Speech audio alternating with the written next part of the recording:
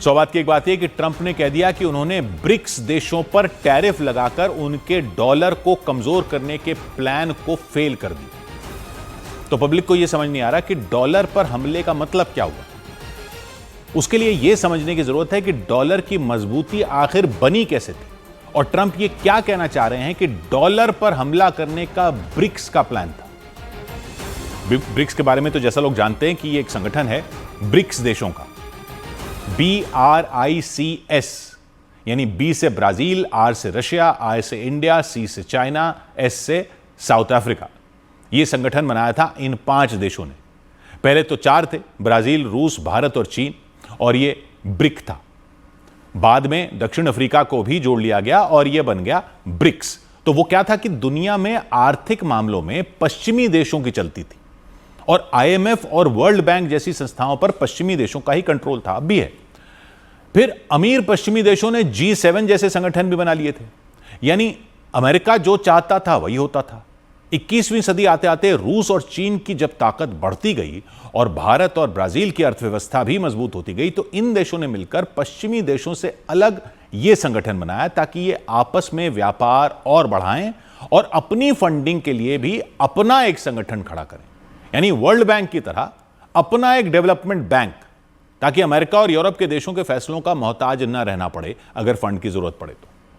फिर south Africa भी आ गया साथ में, और अब तो इसमें 4 और देश जुड़ चुके हैं, ईरान, UAE, मिस्र और इथियोपिया। तो यह एक तरह से अमेरिका और बाकी पश्चिमी देशों यानी G7 के सामने खड़ा एक व्यापार और आर्थिक मामलों का संगठन बन गया। फिर ब्राजील ने यह कहकर अमेरिका में खलबली मचा दी थी कि ब्रिक्स अपनी एक कॉमन करेंसी पर भी विचार कर रहा है, अपनी मुद्रा इन सब देशों मिलाकर। हालांकि बाकी देशों ने ऐसा कुछ नहीं कहा, बल्कि पुतिन ने तो यह तक कह दिया कि ऐसा कोई विचार नहीं है, लेकिन खलबली मच गई थी, क्योंकि अपनी करेंसी बनाने का मतलब है कि एक और बड़ी करेंसी दुनिया में आ जाना। अगर इतनी बड़ी अर्थव्यवस्थाओं की एक करेंसी हो तो वो भी बड़ी करेंसी होगी। हालांकि ना ऐसा कुछ हुआ और ना ऐसा भी बहुत जल्दी कुछ होता दिख रहा है, लेकिन यह समझने की जरूरत है कि अमेरिका इससे क्यों परेशान है। क्योंकि अमेरिका की सारी ताकत है उसकी करेंसी से, यानी डॉलर से। दुनिया का ज्यादातर कारोबार डॉलर में होता है। मतलब किसी देश से कुछ लो तो उसको डॉलर में पेमेंट करनी पड़ती है, किसी भी देश से लो, अमेरिका ही नहीं। मतलब जैसे भारत कच्चा तेल खरीदता है या हथियार खरीदता है, या देश ही नहीं, लोग भी कुछ विदेश से खरीदते हैं, आप भी कुछ विदेश से खरीदो तो डॉलर देने पड़ते हैं। अमेरिका से नहीं, कहीं से भी लो। सऊदी अरब से भी तेल लो तो वो भी डॉलर में पेमेंट लेता है।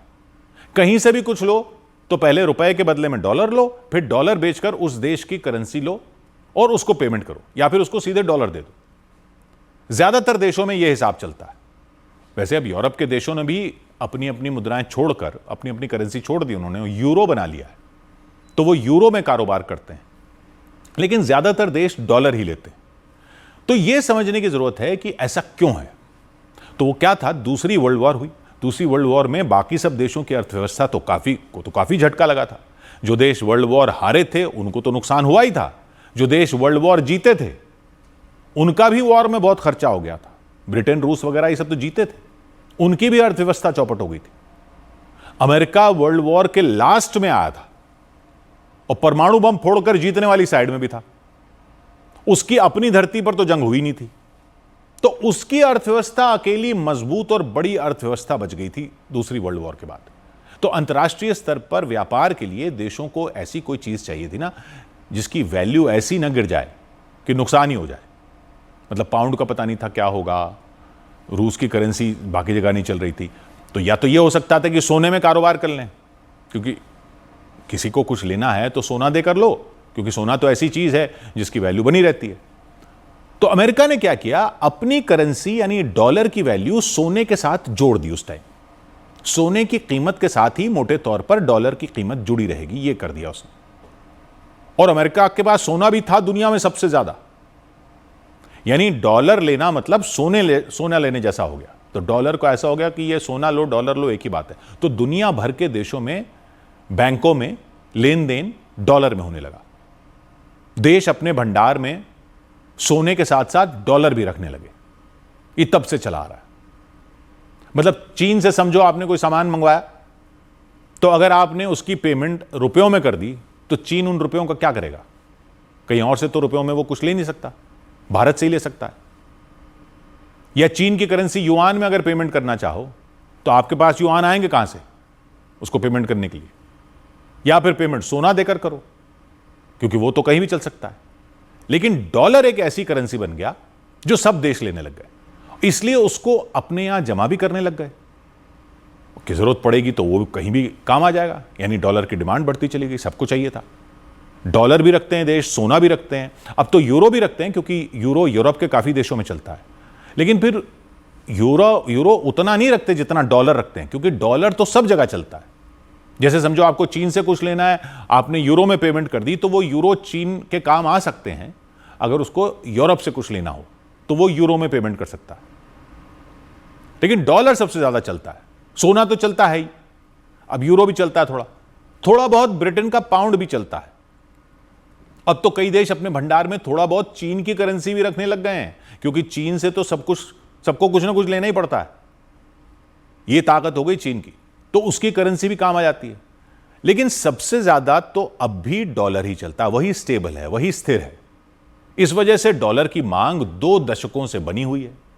अब वो स्थिर है इसलिए डिमांड बनी हुई है, और डिमांड बनी हुई है तो वो स्थिर रहता भी है। डिमांड हमेशा रहती है।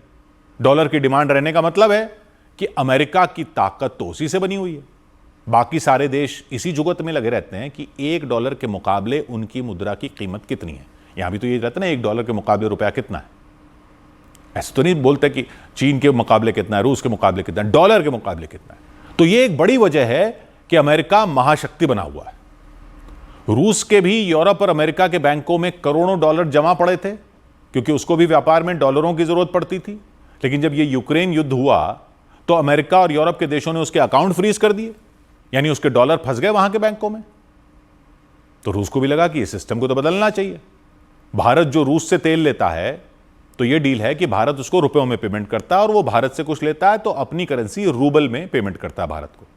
तो वो तो ठीक है, लेकिन इन रुपयों का और रूबलों का भारत और रूस आपस में ही तो इस्तेमाल कर सकते हैं, और कहीं तो चला नहीं सकते, और कहीं तो ये काम आ नहीं सकते। इसलिए ब्राजील की तरफ से यह बात उठी थी कि ब्रिक्स देश भी क्यों ना अपनी एक करेंसी बना ले, क्योंकि ये बड़ी अर्थव्यवस्था है, इनकी करेंसी भी मजबूत और स्थिर मानी जाएगी, और आपस में वो इसी करेंसी में व्यापार करें, तो फिर ये करेंसी बाकी जगह भी चलने लगेगी। यानी ब्राजील से कुछ लेना हो, या रूस से कुछ लेना हो, या चीन से कुछ लेना हो, भारत से लेना हो, दक्षिण अफ्रीका से लेना हो, तो आपस में, और इनको आपस में भी लेन देन करना हो, तो इनमें डॉलर की जरूरत ही नहीं पड़ेगी। एक अपनी करेंसी बना लें, उसी में करते रहें। चीन से बहुत कुछ चाहिए होता है, बहुत देशों को चाहिए होता है। भारत से कई देशों को आईटी में बहुत कुछ चाहिए होता है। भारत को कमजोर मत समझिए, भारत का आईटी जो है वो कई जगह एक्सपोर्ट होता है। सर्विस है, लेकिन है प्रोडक्ट नहीं है, लेकिन सर्विस है, उसकी पेमेंट होती है। रूस के पास तेल है, और भी बहुत सारी ऐसी चीजें हैं, इनका व्यापार हो सकता है। और अब तो ब्रिक्स में ईरान भी है, यूएई भी है, और भी कई देश शामिल होना चाहते हैं। हालांकि अभी करेंसी की बात ब्राजील ने की थी, लेकिन अगर ऐसा हो जाए तो क्या होगा? डॉलर की डिमांड पहले से तो कम हो जाएगी। यानी समझो भारत और चीन या दक्षिण अफ्रीका और रूस के बीच कुछ कारोबार हो रहा है, तब भी उसमें फायदा अमेरिका को हो रहा है आजकल, क्योंकि लेन देन डॉलर में हो रहा है। अमेरिका को उस कारोबार से मतलब नहीं, लेकिन लेन देन डॉलर में है तो उसको फायदा हो रहा है। तो ये सिचुएशन तो नहीं रहेगी अगर उनकी अपनी एक ही करेंसी हो जाए सारे देशों की, वो आपस में उसी में डील कर लें। और ये मजबूत अर्थव्यवस्थाओं वाले देश हैं, तो डॉलर की डिमांड कम हो जाएगी। डॉलर की डिमांड कम हो जाएगी मतलब उसकी वैल्यू कम हो जाएगी, क्योंकि जिस चीज की मांग होती है वो महंगी हो जाती है, जिस चीज की मांग कम हो जाती है वो सस्ती हो जाती है। ये तो बाजार का नियम है। तो ये डर है अमेरिका का। यानी अभी कुछ हुआ भी नहीं है, लेकिन इसी का हुआ खड़ा कर दिया ट्रंप ने, और कह दिया कि ये लोग तो मिलकर डॉलर पर अटैक करने वाले थे। उनका कहना है टैरिफ लगाकर उन्होंने ये होने से रोक दिया, क्योंकि ये सारे देश डर गए कि अमेरिका से व्यापार में नुकसान हो जाएगा। ये ट्रंप का दावा। ये तो कह रहे हैं हम तो ऐसा कर ही नहीं रहते। अमेरिका को अपने टैरिफ लगाने की अब ट्रंप ये थ्योरी बेच रहे हैं। तो भले ही ऐसा कुछ अभी हुआ ना हो, और ऐसा नहीं होगा ऐसे कह भी रहे होंगे, लेकिन इसलिए सबको यह खबर समझने की जरूरत है। 100 बात की एक बात,